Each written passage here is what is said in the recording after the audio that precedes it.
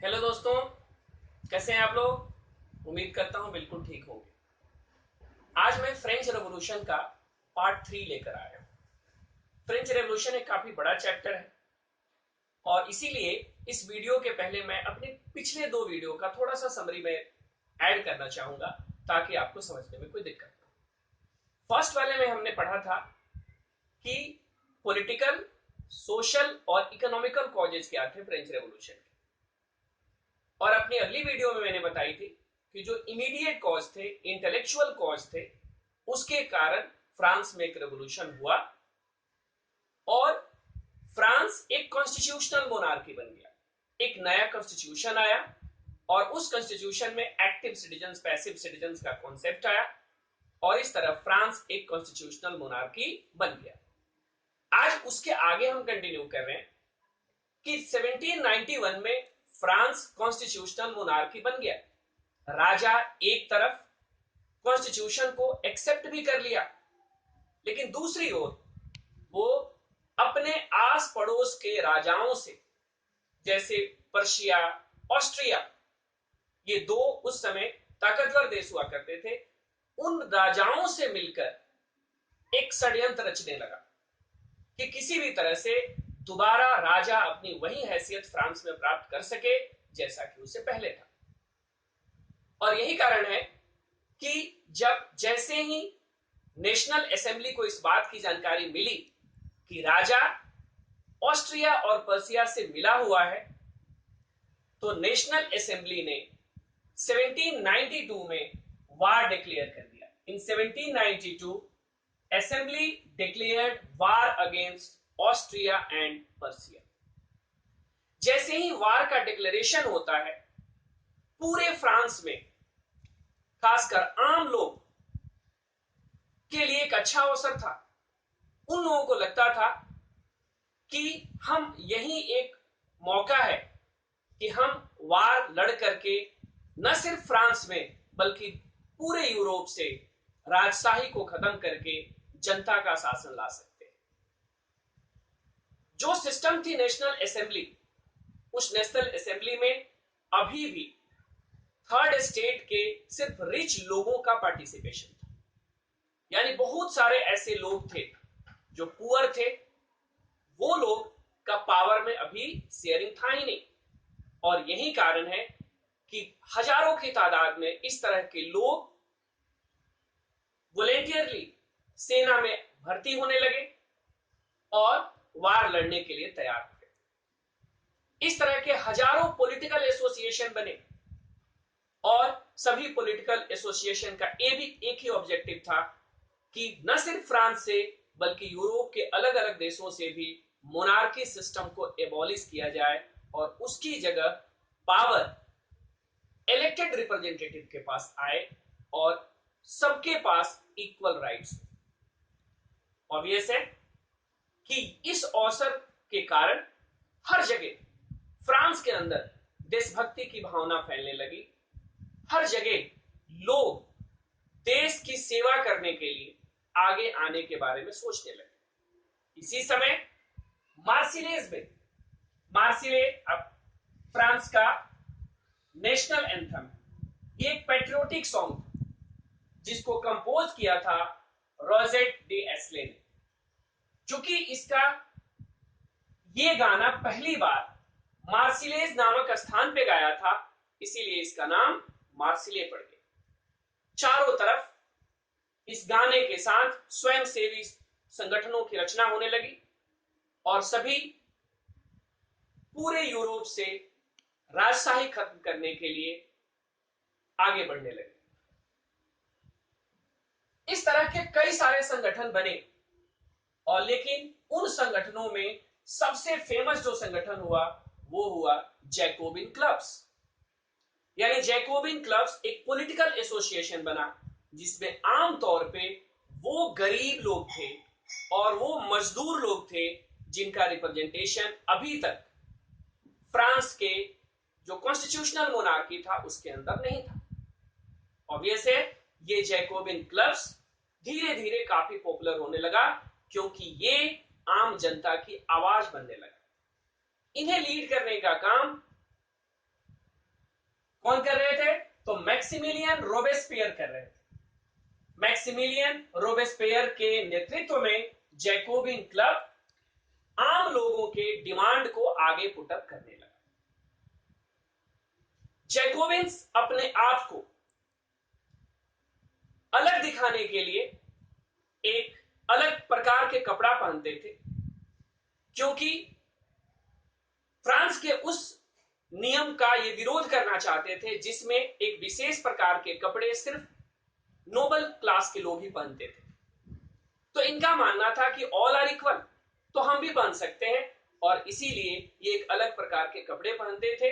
इसीलिए इन्हें Jacobins clubs को सॉ कुलोआर्स भी कहते थे, जिसका मतलब होता था विदाउट नी ब्रीचेस, यानी विशेष प्रकार का कपड़ा होता था। ये आमतौर पे जैकोबिन क्लब्स के मेंबर्स पहनते थे, इसीलिए इन्हें सॉ कुलोआर्स भी कहते थे। अल्टीमेटली 1792 में जैकोबिन क्लब्स के समर्थक लोगों ने 1792 में पैलेस ऑफ टुइलेरीज, जहां पे राजा रह रहा था उस समय, अटैक किया। राजा के सैनिकों को मार दिया गया और राजा को बहुत देर तक बंदी बना के रखा गया।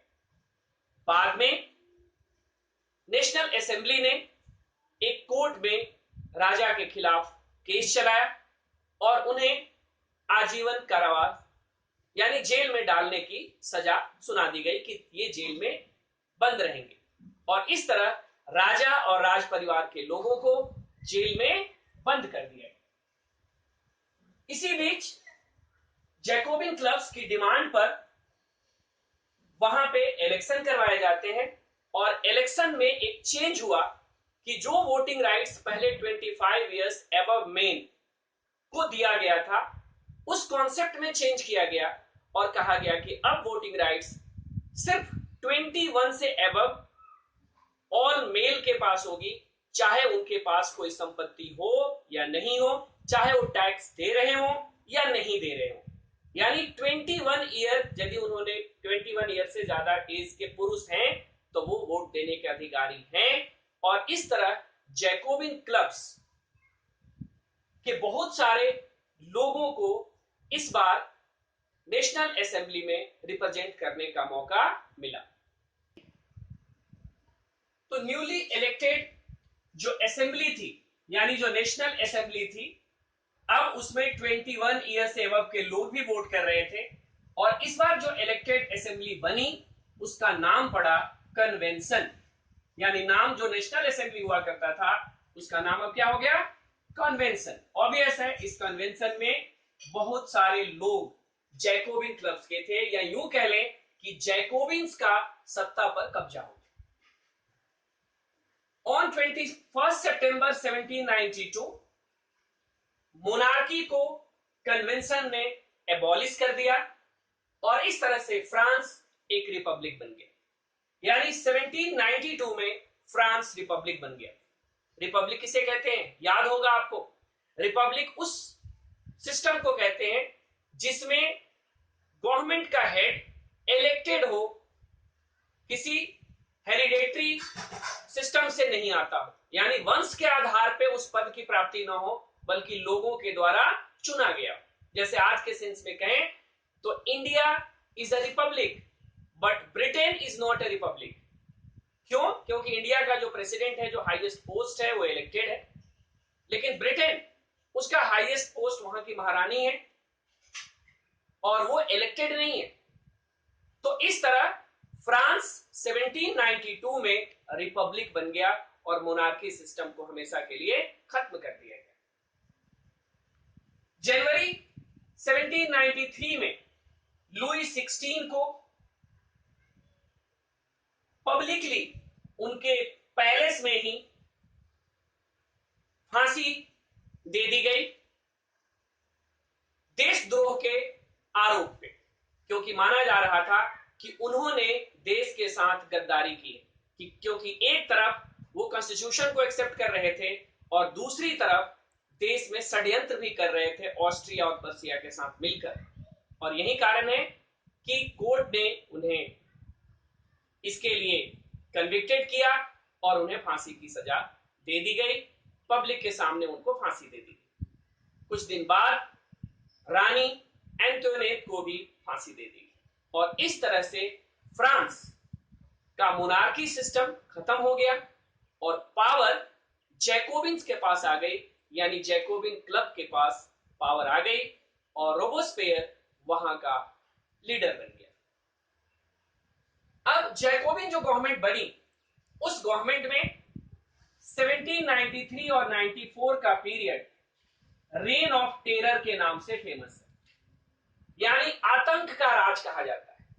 क्वेश्चन ये भी उठता है कि जो रोबेस्पियर, जो जैकोबिन क्लब्स जिनके पास पॉपुलर सपोर्ट था, लोग एक्सेप्ट कर रहे थे, लोगों ने भारी मात्रा में वोट देकर उन्हें सत्ता दिया था, वही जैकोबिन गवर्नमेंट के शासन को रेन ऑफ टेरर क्यों कहते हैं? तो रेन ऑफ टेरर इसलिए कहा जाता है क्योंकि रोबोस्पियर ने फ्रांस को एक रिपब्लिक बनाने में जो भी प्रॉब्लम्स आ रही थी, उन सारे प्रॉब्लम्स को टैकल उसने बड़े सख्ती से किया। जिन लोगों ने फ्रांस के रिपब्लिक को एक्सेप्ट नहीं कर रहे थे, चाहे उसके अपने ही पार्टी के विरोधी लोग हों, सभी लोगों को पनिश किया जाता था। हर तरह की राजनीतिक गतिविधि जो सरकार के लिए की आलोचना कर रही थी, उन सबको पनिश किया जाता। यहां तक कि उस समय विरोधियों को एक विशेष प्रकार की गिलोटिन एक ऐसा 2 खंभे वाली एक मशीन हुआ करती थी, जिसपे सिर जो है वो धड़ से अलग कर दिया जाता था, और ये गिलोटिन का आविष्कार डॉक्टर गिलोटिन ने किया था, इसीलिए इस तरह के यंत्र का नाम गिलोटिन हो गया। तो रोबोस्पियर ने अपने सारे विरोधियों को गिलोटिन की सजा दिलवाता था, यानी उन पे पहले कोर्ट के द्वारा ट्रायल किया जाता था और कोर्ट के द्वारा पनिशमेंट मिलने के बाद उन्हें गिलोटिन पे चढ़ा दिया जाता था। अब इसने कुछ ऐसे परिवर्तन किए और अपने नियम को इतनी सख्ती से लागू किया। अब वो कौन कौन से नियम थे, इसने क्या किए? तो चूंकि फ्रांस में रिपब्लिक बन गया था और रिपब्लिक का जो मेन कॉन्सेप्ट होता है इक्वलिटी, फ्रीडम एंड फ्रेटर्निटी, इनको लागू करने के लिए उसने बड़ी हार्ड स्टेप्स ली। सबसे पहले उसने बाजार में सामान की कीमत जो थी उसने फिक्स कर दी और किसानों को कहा गया कि आप अपने अनाज इसी कीमत पर बाजार में बेचें। इसके अलावा लोगों की मजदूरी तय कर दी गई और सभी फैक्ट्री मालिकों को कहा गया कि आपको इतनी मजदूरी देनी ही देनी। उस समय बाजार में 2 तरह के आटा बिकते थे। एक व्हाइट कलर का होता था जो कि उच्च वर्ग के लोग खाते थे, लेकिन रोबोस्पियर ने इस तरह के आटा पर बैन कर दिया था और कहा था कि नहीं, एक ही तरह का जो नॉर्मल व्हीट का आटा होता था वही सबको खाने के लिए मिलेगा। मीट और ब्रेड को राशनिंग सिस्टम के थ्रू जोड़ दिया गया था। उसने चर्च को हमेशा के लिए बंद कर दिया और चर्च की बिल्डिंग को सरकारी ऑफिस या बैरक के रूप में तब्दील कर दिया गया। इसके अलावा उस समय फ्रांस के सोसाइटी में 2 रेस्पेक्टिव वर्ड यूज करते थे, सर और मैडम। उस फ्रेंच वर्ड, ये तो मैं इंग्लिश वर्ड बता रहा हूं सर और मैडम, लेकिन इनके लिए फ्रेंच वर्ड यूज होता था। उस सर और मैडम वर्ड पर बैन लगा दिया गया और कहा गया कि इसके जगह सिटिजन आपको यूज करना है, यानी आम नागरिक वर्ड यूज करना है। किसी का रेस्पेक्ट सर और मैडम के थ्रू नहीं करना है, क्योंकि समाज में एक तरह के लोगों की तो उसने अपने नीतियों को इतनी सख्ती से लागू किया कि उसके फॉलोअर भी अब चाहने लगे थे कि बस बहुत हो गया। उसके फॉलोअर भी ये चाहने लगे कि बहुत हो गया, अब रोबोस्पियर को हम आगे बर्दाश्त नहीं कर सकते हैं। और यही कारण है कि जल्दी ही रोबोस्पियर के खिलाफ भी कोर्ट में मुकदमे किए गए और बाद में कोर्ट ने इन्हें सजा दिया। और जिस गिलोटिन का आविष्कार दूसरों के लिए किया गया था, उस गिलोटिन पे खुद भी रोबोस्पियर को चढ़ना पड़ा। और इस तरह से जो जैकोबिन क्लब्स की गवर्नमेंट थी वो कुछ अपने ही कारणों से फ्लॉप हो गई, अर्थात जैकोबिन क्लब के शासन करने की जो विधि थी वो फ्रांस में आगे नहीं चल पाई। तो आज हमने जैकोबिन क्लब्स या जैकोबिन गवर्नमेंट के बारे में पढ़ा। उम्मीद करता हूं कि आपको ये वीडियो अच्छी लगी होगी। इसका अगला पार्ट जल्दी ही आपके सामने आएगा। तब तक आप इसे पढ़ें, समझें और प्लीज लाइक कीजिए, शेयर कीजिए, सब्सक्राइब कीजिए ताकि अधिक से अधिक लोगों तक इस वीडियो का लाभ मिल सके। Thank you.